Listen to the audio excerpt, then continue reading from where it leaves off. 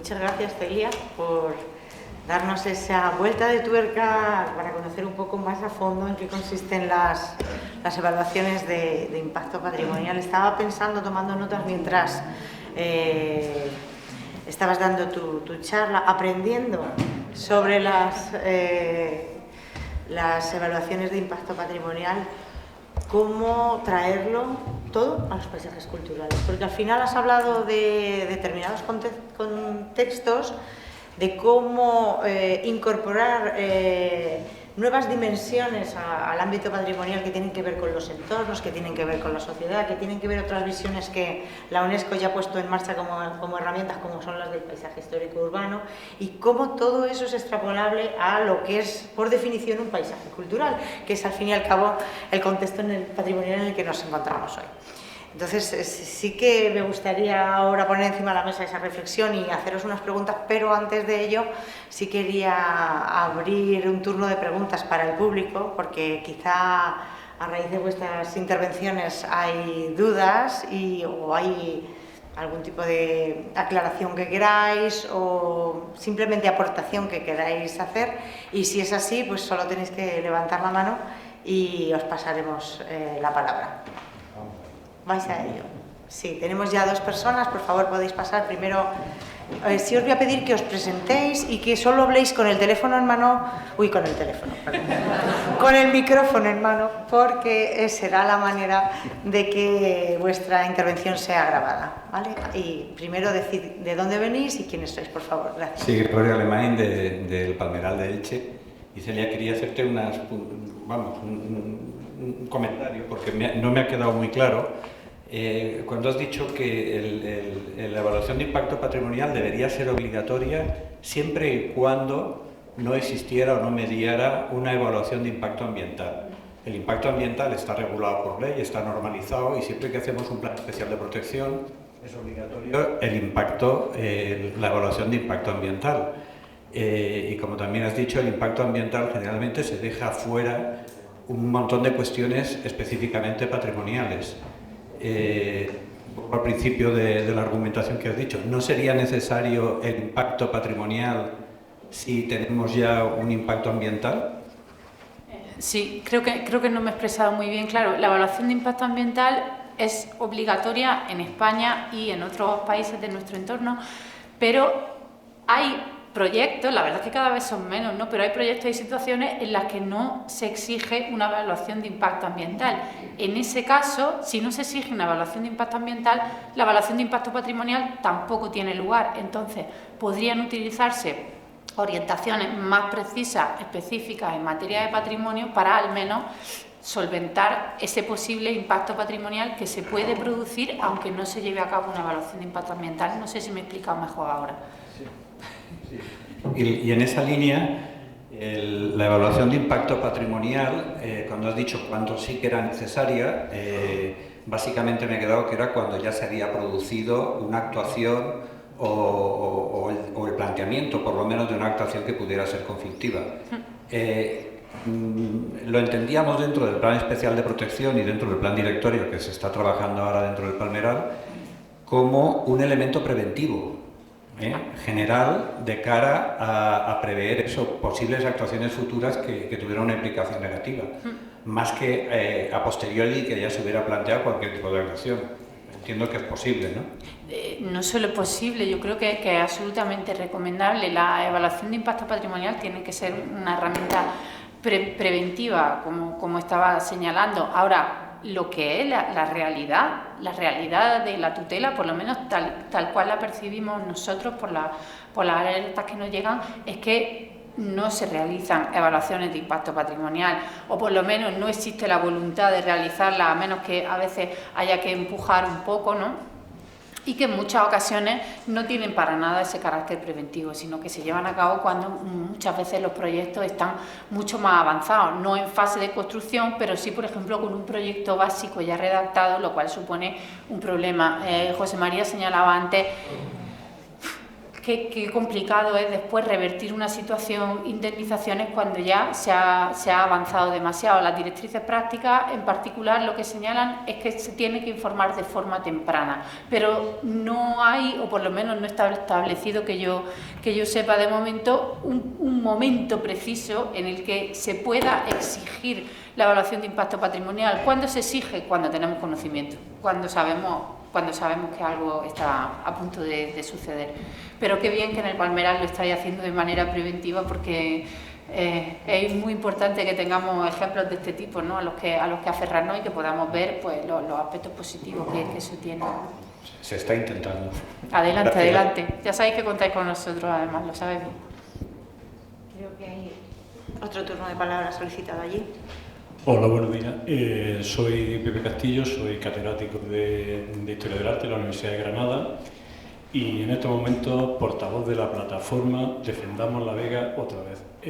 Bueno, yo quería empezar felicitando primero a los ponentes, a Celia, con la que tanto colaboro, al Patronato de la Alhambra, al Ministerio, por organizar esta jornada y por impulsar esta herramienta que me parece fundamental. Y la verdad que, esto me ha generado mucha, análisis, ideas y comentarios. Quería centrarme solamente en dos cuestiones. Una primera que, por los ejemplos que habéis enseñado y planteado y por lo que se conoce públicamente, fundamentalmente estamos hablando de impactos de infraestructura, que tienen que haber impacto de manera, digamos, sobre lo físico, sobre lo paisajístico, ¿no? Sobre lo formal, sobre lo visual. Pero a mí me preocupan mucho los impactos que tú lo señalabas como vía de desarrollo, que son los impactos, digamos, sobre los contenidos, sobre lo inmaterial, sobre los valores de ese objeto. Y estaba pensando en un bien ahora muy amenazado desde el punto de vista no físico, pero sí material, que es la mezquita de Córdoba, y todo el proceso de desislamización que se está haciendo por parte del obispado. Desde luego, ahí requiere que se haga una evaluación de impacto ambiental, no sé si esté trabajando en eso, y desde luego una actuación por parte de las administraciones públicas, que tienen una responsabilidad, en este caso la Junta de Andalucía, de evitar que las intervenciones que se están haciendo, desde luego, se produzca una ocultación de ese valor que, desde luego, entiendo que forma parte del pago de la mezquita de Córdoba, porque es el principal, ¿no? Esa es una cuestión. Y la otra cuestión que me interesa mucho, y por eso decía lo de portavoz de esta plataforma, en relación a los paisajes culturales, lo planteo porque esta tarde no puedo estar, tengo clase y ya me gustaría, pero en relación al impacto en esa dimensión paisajística, era una pregunta. Tú has hablado que no solamente se van a evaluar aquellos que afecten o que formen parte dentro del bien y de la zona de protección, sino también del contexto. Y en este caso, pensando por ejemplo para los que no lo sepan aquí, ahora mismo tenemos una amenaza muy importante en la Vega de Granada. La Vega de Granada es un espacio con un sistema de riego milenario que merecería la consideración de patrimonio mundial.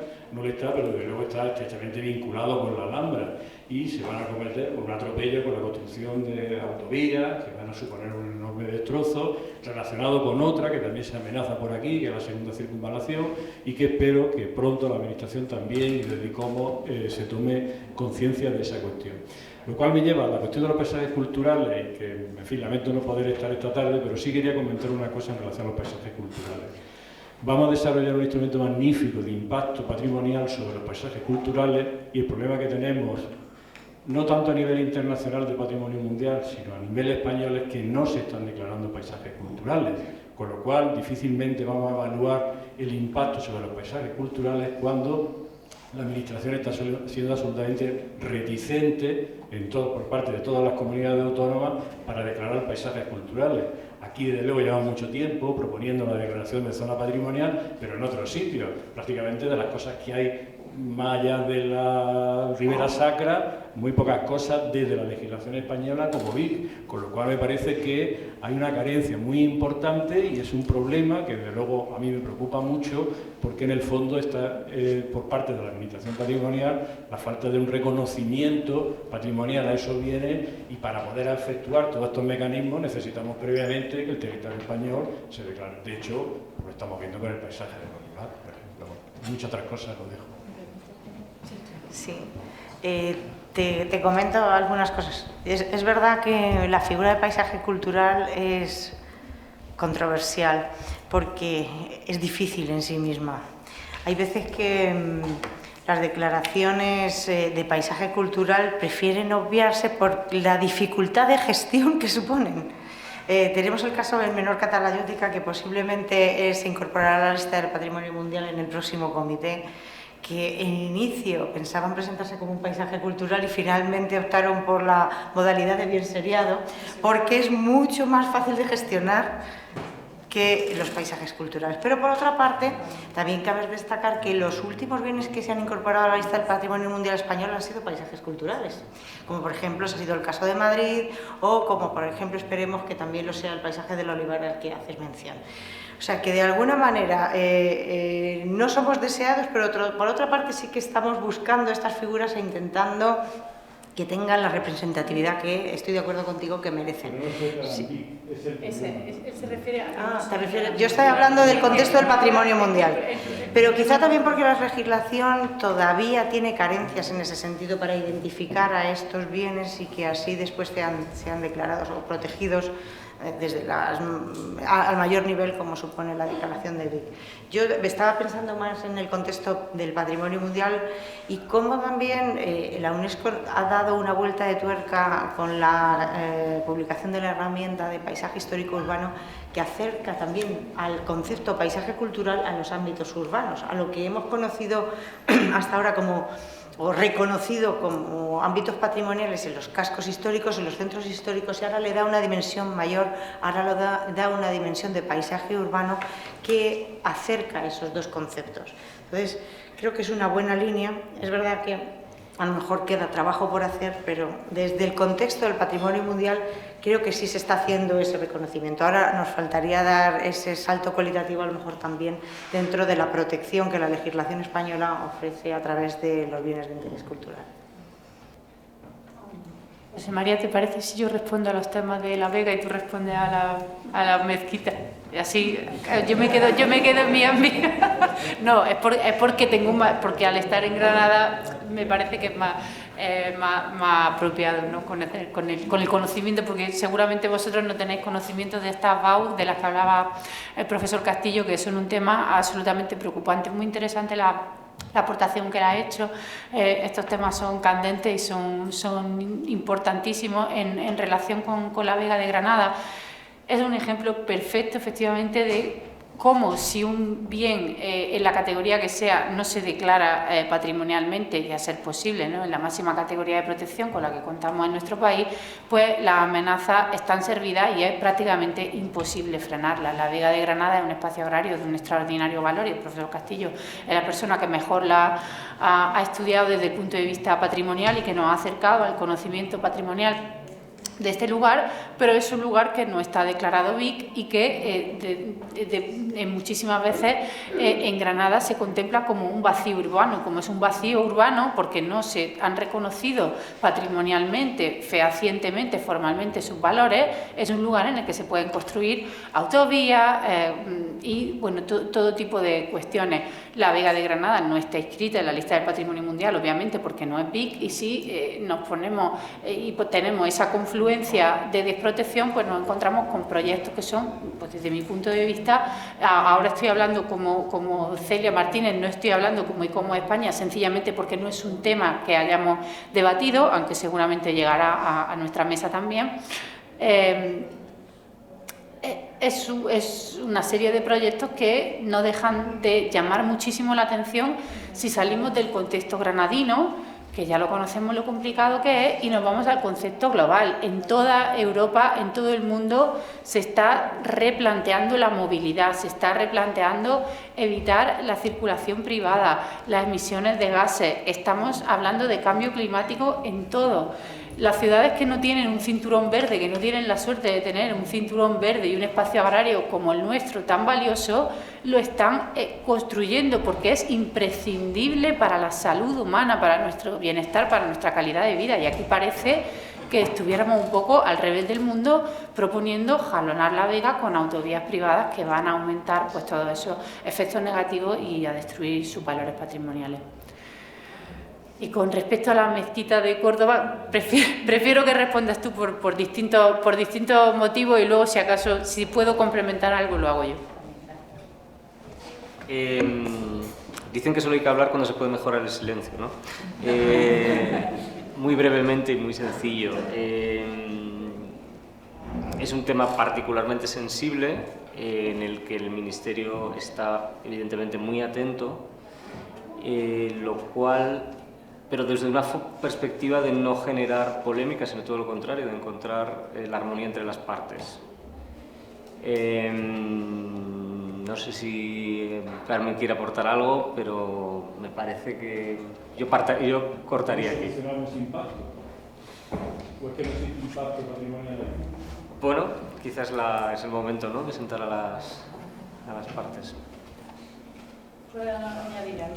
Bueno, yo creo que sin generar el debate y sin generar la polémica que daría desde luego para realizar una jornada, y que por cierto algunas ya han tenido lugar en la materia, bueno, sí que habría que reconocer que las actuaciones que se están llevando a cabo a día de hoy desde luego suponen una ocultación importante del valor universal excepcional del bien, y que de alguna manera es un tema que nos preocupa a todos, preocupa al Ministerio, preocupa a Nicomos España. Tenemos ejemplos a nivel internacional de casos similares y sin duda pues será un tema que habrá que plantear a futuro. La guía de evaluación de impacto patrimonial de ICOMOS desde luego da algunas pautas y sobre todo recomienda que se evalúen esos impactos potenciales que están relacionados ya con los valores inmateriales, con los significados de los sitios,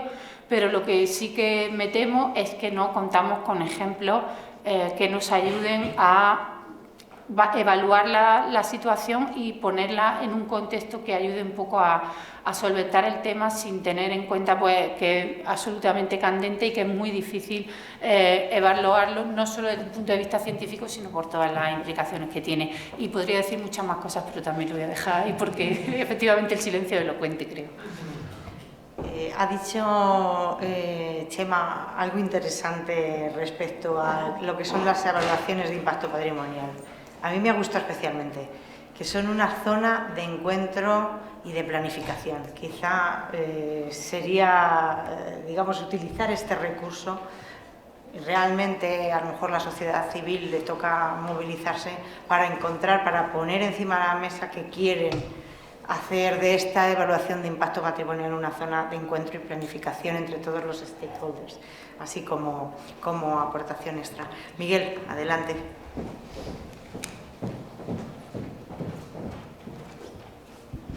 Buenos días, Miguel Madrid, de Sierra de Tramontana, de Mallorca. Se ha citado que escaso reconocimiento de la evaluación de impacto ambiental y del borrador de la Ley de Patrimonio lo recogía. ¿Nos podríais un poco especificar en qué aspectos lo recoge un poco y qué sitios o qué referencias podemos tener de evaluación de impacto ambiental? Y también se ha hablado mucho de, siempre se engancha a la evaluación así he dicho, impacto ambiental, impacto patrimonial quería decir, pero ahora venía la segunda parte, se engancha siempre con la evaluación de impacto ambiental, cuando todos los que conocemos, los técnicos que llevan siempre la evaluación de impacto ambiental, se hacen desde departamentos de medio ambiente, en la cual los técnicos que hacen las evaluaciones, aprueban estas evaluaciones, son siempre, como mucho, ambientólogos, mayoritariamente biólogos, y entonces no entiendo muy bien, sí, es por engancharlo a un procedimiento establecido y claro, pero no le veo un recorrido muy acertado engancharlo siempre con las evaluaciones de impacto ambiental. Es cierto que están reguladas, pero no acabo de entender muy bien el por qué tengan que engancharse a las evaluaciones de impacto ambiental.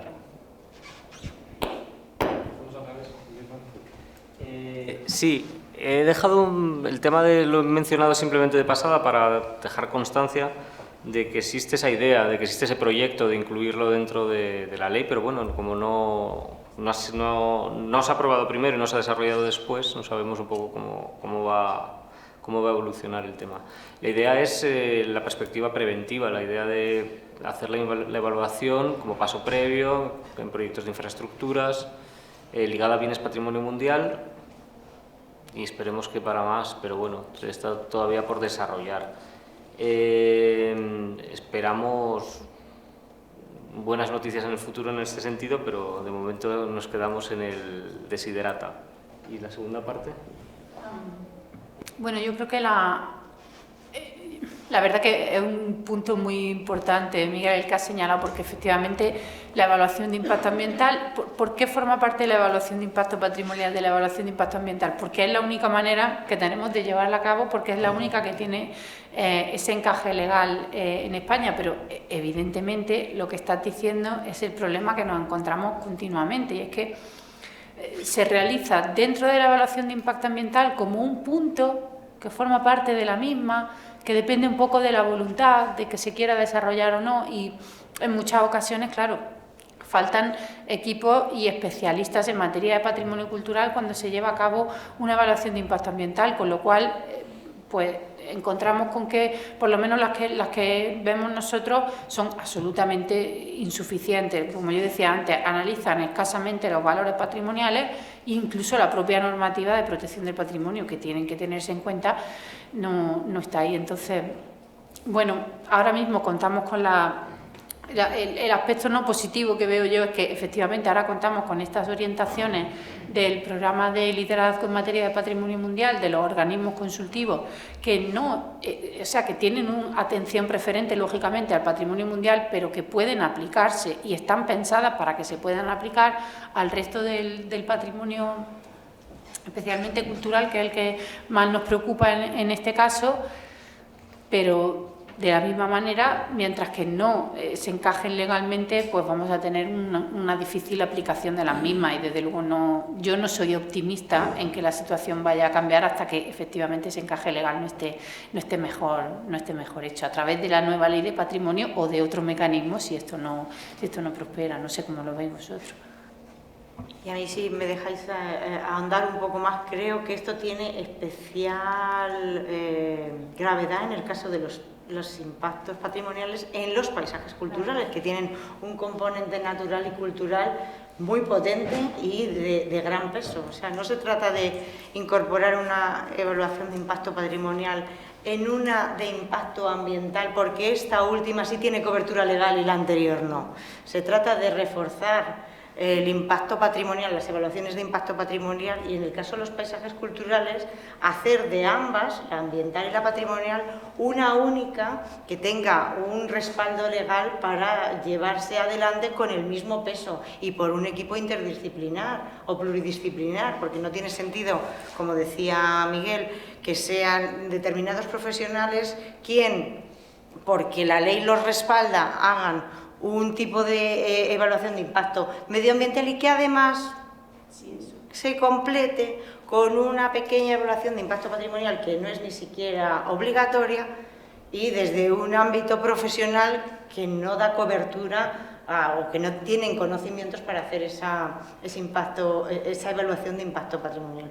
Quizá el quid de la cuestión está en que los legisladores, o a través de los organismos consultivos o a través del propio Ministerio, se lleve en las leyes que se van a hacer ahora en el borrador la necesidad, se insista sobre la necesidad de dar cobertura legal a las evaluaciones de impacto patrimonial, y el ejemplo de los paisajes culturales es de lo más paradigmático en este sentido, y que realmente se refuerce y se ponga en valor la necesidad de hacer este tipo de evaluaciones con toda la cobertura legal que tengan las evaluaciones de impacto ambiental. De hecho, en nuestro programa nos van a hablar de las evaluaciones de impacto ambiental. ¿Por qué? Porque son ejemplares también respecto de la manera de hacerse. Bueno, vamos a fijarnos en eso para que también nosotros tengamos esa cobertura en lo que concierne al impacto patrimonial. Creo que es una buena línea, es una manera de abrir horizontes respecto a la protección de nuestro patrimonio a través de este tipo de evaluaciones. Sí, tenemos ahí 2 intervenciones más. Tenemos 5 minutos, os voy a pedir que seáis muy breves para terminar esta mesa redonda. Gracias. Buenos días, muchísimas gracias por la ponencia, por Granada. Mi nombre es Iván Ortiz Chanes, soy oficial de la ciudad de Granada, proveniente del ámbito de humanidades, y subrayo mucho lo que todos ustedes han dicho, que es la intervención hacia la ciudadanía, una palabra magnífica, ¿no? En nuestro caso, muchas veces nos encontramos siendo pequeños embajadores enseñando un patrimonio y conviviendo con lo que a mí me gusta decir, por ejemplo, en el caso de los vecinos, Agromonte, una de las piedras angulares, los vecinos. ¿Cómo se está actuando desde el ámbito, en este caso administrativo, normativo y también desde los diferentes organismos como ICOMOS, contra procesos como la gentrificación y pudiendo engrosarlo dentro de todo lo que es la dinámica de conocimiento y difusión, pero al mismo tiempo como generador de riqueza y al mismo tiempo esa difícil o ese hilo tan delicado, gracias a una cosa, conservación de la otra. Y por otro lado, también a raíz de lo que decía el profesor Castillo, lo que no se conoce o no lo valoramos o no lo respetamos. Y quizá esto sea muy profundo porque muchas veces yo en mis explicaciones lo digo, son esos vecinos los que actúan precisamente como los elementos que llaman ante un incendio, ante una intervención o los que también sufren el impacto. Impactos que a veces no se ven, como son los sonoros o otras tantas cosas, ¿no? Un poquito así dentro de toda la perspectiva que se abre en una ciudad, evidentemente que somos objeto aquí, en el caso de la Alhambra como elemento patrimonial, quizá una excepción, pero una excepción que debe lucir para proteger algo. Recojo el guante del profesor Castillo, como por ejemplo nuestra Vega. No se entiende la Alhambra, no se entiende este monumento sin la gran riqueza que fue precisamente su Vega de Granada y cómo se desarrolla. Por no hablar del Valle de Valparaíso hacia arriba, ¿no? Muchas cosas, pero por concretizarlo, ¿cómo están esos nexos, ¿no? Muchas veces te sientes un poquito desconexo o esa normativa, ¿no? A veces que no sabes cómo se aplica. Y por último, me ha llamado la atención, quizá porque yo no lo he comprendido bien.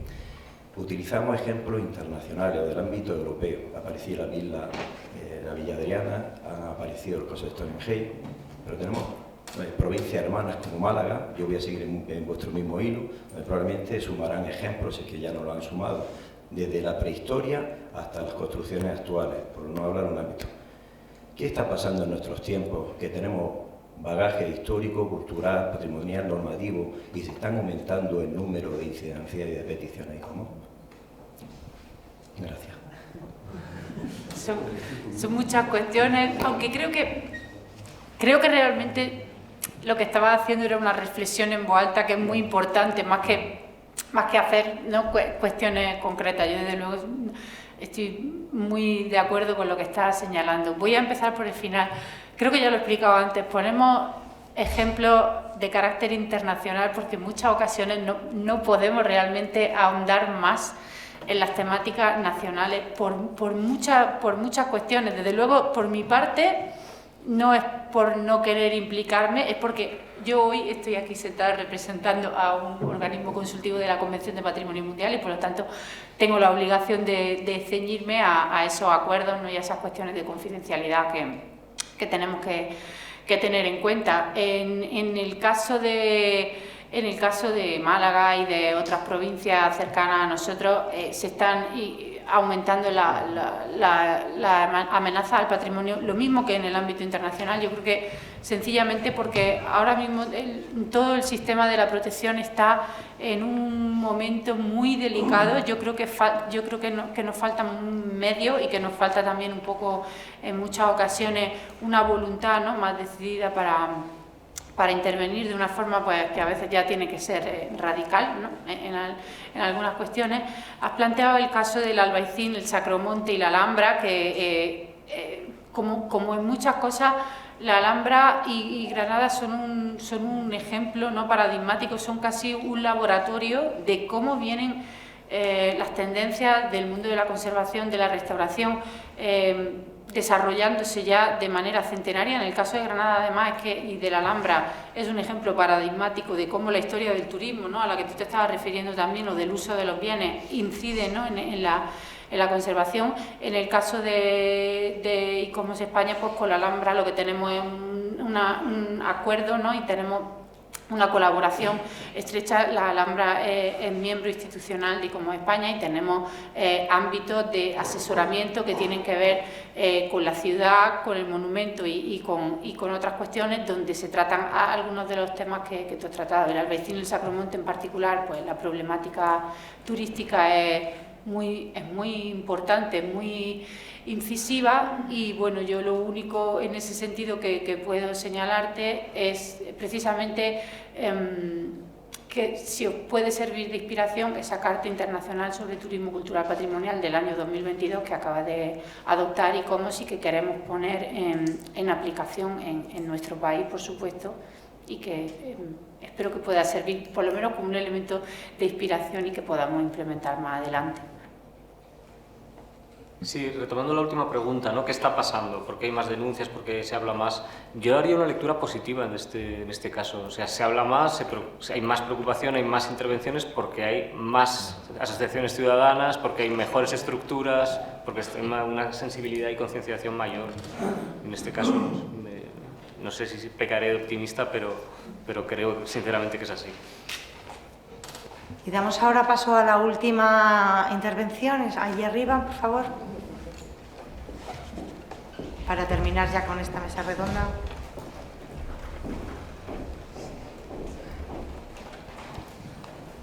Buenas tardes a todos, muchísimas gracias por la claridad y la exposición y la calidad, por supuesto. Mi nombre es Natalia. Bueno, yo vengo también soy colega de Iván, vengo del ámbito del último eslabón de esta maravillosa cadena. Y bueno, pues estamos en la parte de difusión. Soy licenciada en Historia del Arte, máster de Educación y ciclo de Guía, Información y Asistencia Turística, ¿de acuerdo? Y bueno, pues tengo algunas dudas, ¿no? Sobre todo creo que no comprendo en toda su extensión el concepto de confidencialidad, ¿no? Como decía Iván, lo que no se conoce, no se valora, el desconocimiento no nos exime del delito, pero sí que es cierto que tenemos esa necesidad de comunicar esta problemática también, por cuanto bueno, pues esos visitantes, ¿no? Bueno, pues generan ese impacto, ¿no? Y bueno, pues tenemos que transmitir, ¿no? cuáles son las posibilidades, ¿no? De minimizar ese impacto, ¿no? Lo que quiero decir es que esa confidencialidad, no sé hasta qué punto entra en conflicto con la educación, que es absolutamente necesaria y capital, y me da un poco de vergüenza, ¿verdad? Y bueno, pues quería hablar de esa cuestión, a ver si no se me olvidan algunas cosillas, ¿no? El tema de que sean cada vez más numerosos todos los bienes que se nombran, ¿no? Indica, desde mi punto de vista, ¿no? Indicativo de ese mayor grado de sensibilidad, ¿no? Hacia nuestro patrimonio, y eso es algo muy muy bonito, sobre todo porque bueno, pues el concepto clave, quizá desde mi punto de vista, en torno al que orbita absolutamente todo, es el concepto de identidad, la necesidad de memoria, la necesidad de identidad, y bueno, pues cómo nos hemos identificado en esos bienes, ¿no? Y bueno, pues son como un reflejo, como un espejo, ¿no? Finalmente, ¿no? Entonces, el hecho de que ICOMOS, quizá como bueno, pues organismo internacional, se vea desbordado, ¿no? No hay que verlo como un aspecto quizá negativo, sino todo lo contrario, positivo, ¿no? Por cuanto, bueno, pues implica un mayor grado de sensibilidad y, bueno, quizá lo que se necesita es un mayor grado de delegación. Y, bueno, pues con ello apelamos pues a todas las instituciones implicadas y, bueno, pues que la teoría está muy bien, muchísimas gracias por la teoría, pero que partimos de la base de ese concepto de eficacia y si no hay acción, no hay eficacia. Y, bueno, nosotros estamos ahí también para colaborar. Quería hablar también de remonumentalización o neomonumentalización, porque hemos hablado de esa excelencia, aspiramos a la excelencia. Obviamente podemos hablar de excelencia, yo creo que podemos autoaplaudirnos, ¿no? Como sociedad si aspiramos a esa excelencia, estamos en un muy buen camino, ¿no? En ese sentido, ¿no? Pues decir que me parece muy bien lo que ha planteado Celia, ¿no? En el caso de que quizá el reconocimiento de las buenas prácticas sea también algo que nos merecemos, ¿no? Como monumentos, ¿no? Bien gestionados, etcétera, ¿no? La excelencia, la meritocracia, bueno, pues son absolutamente necesarias y claves para el desarrollo de la civilización. En ese sentido, pues lo veo como algo positivo, pero también como algo elitista, ¿no? En el sentido de que podrían quedar fuera, bueno, pues esos aspectos que puedan resultar quizás cotidianos, ¿no? Por calificarlos de alguna forma. Y bueno, pues que o sea, que hay que conciliar, ¿no? Quiero decir, ¿no? Ese concepto elitista, ¿no? De reconocimiento de las buenas prácticas, ¿no? Y de que los modelos, los maestros, que nos tenemos que subir a hombros de gigantes siempre, ¿no? Aprender, bueno, pues de los sabios y que, bueno, pues a partir de ahí seguir caminando, pero no a partir de un concepto elitista que sea excluyente, sino que, bueno, pues que la sociedad pues tiene que participar de ese proceso y finalmente pues la identidad de esa sociedad, de cada persona, pues es la que determina la necesidad de conservación de todos estos bienes. Y bueno, no sé si me dejo algo, no sé si estoy reflexionando un poco en voz alta. Y bueno, sobre todo eso, apelar a la necesidad de acción para llegar a la eficacia y bueno, pues que se habla siempre de, bueno, pues de políticos, se habla siempre de arqueólogos, se habla siempre de historiadores, etcétera, pero nunca se habla del departamento de educación, ¿no? Esa necesidad de educación no solo de la gente, sino también del propio, ¿no? Bueno, pues de nosotros como guías, ¿no? Esa necesidad de que quizá el patronato de la Alhambra también, bueno, pues apelo un poco también desde aquí, aprovecho, ¿no? Para lanzar esa idea, ¿no? De que haya una escuela de guías, ¿no? Para una mayor profesionalización. Quizá hay seminarios internacionales que, bueno, pues se están dando la talla y de eso no hay duda, ¿no? Pero se me quedan muy cortitas esas visitas de especialistas para 20 personas. Casi siempre, bueno, pues Por favor, ve cerrando para poder contestarte, porque necesitamos cerrar esta sesión, ¿vale? Hasta aquí. Gracias. Si queréis contestar alguno, ¿sí? Yo, muy rápido, pasa un poco como antes, más que una serie de preguntas, yo creo que lo que estaba lanzando era una reflexión. Por lo que se refiere a e-commerce, voy a contestar muy claramente a dos cuestiones que han mencionado. El tema de la confidencialidad no se refiere a las problemáticas o a los impactos en materia de patrimonio, ni al impacto que puedan tener los visitantes, en particular en los lugares patrimoniales, que a mí personalmente es un tema que me ocupa muchísimo y que es uno de mis ámbitos de investigación dentro de e-commerce al que más tiempo le dedico.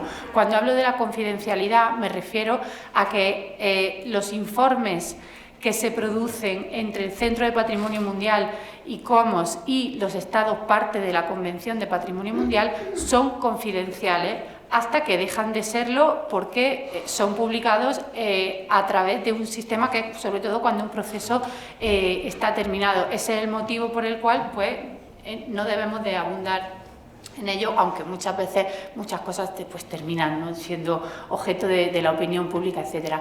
Luego, con respecto a lo que decías y cómo se está desbordado, quiero aclarar que cuando yo hablaba de desbordamiento no me estaba refiriendo al Consejo Internacional de Monumentos y Sitios, ni en España ni a nivel internacional, sino que hablaba un poco de cómo esa atención preferente que seguimos teniendo en muchos lugares, ¿no? Por producir más nominaciones,